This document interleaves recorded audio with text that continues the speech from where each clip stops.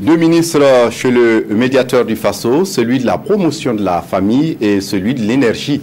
Les sujets abordés ont trait à la situation des personnels des ex-garderies populaires et l'amélioration des services de la Sonabel. On fait le point avec Nathalie Sawadou. Le médiateur du Faso adopte un nouveau système de traitement des dossiers. Un système qui consiste à un traitement participatif des dossiers avec les différents responsables des départements ministériels concernés. Et c'est le ministre de la Femme, de la Solidarité nationale et de la Famille qui ouvre cette série de rencontres avec comme sujet le dossier des monitrices des ex-garderies populaires. Madame le médiateur a marqué sa bonne volonté et comme je l'ai dit, a eu une oreille attentive, avait même le dossier également sous la main. Et donc l'occasion faisant le larron, nous en avons échangé et des actions en tout cas seront prises pour vraiment permettre à ce que nous puissions trouver une porte de sortie pour cette préoccupation. Le ministre en charge de l'énergie est la deuxième personnalité à être reçue. Avec Oumar Dissa, il n'y a pas eu de dossier, mais des plaintes de la population par rapport à la disponibilisation de l'électricité et de l'amélioration des services de la Sonabel.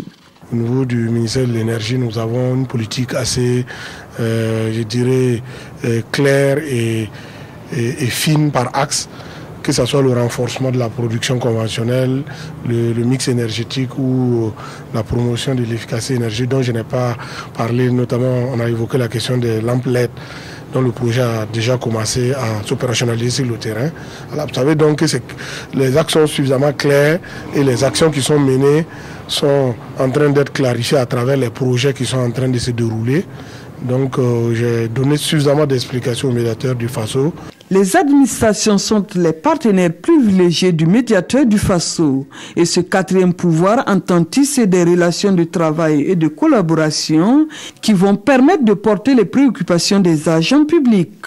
Nous ne cherchons pas à remettre en question les autres méthodologies et les autres stratégies qui ont été développées, mais nous pensons avoir dit que nous allons prioriser vraiment l'autosaisine et également travailler à ce que tous les dossiers qui étaient passés par la saisine des citoyens puissent être évacués de manière plus appropriée.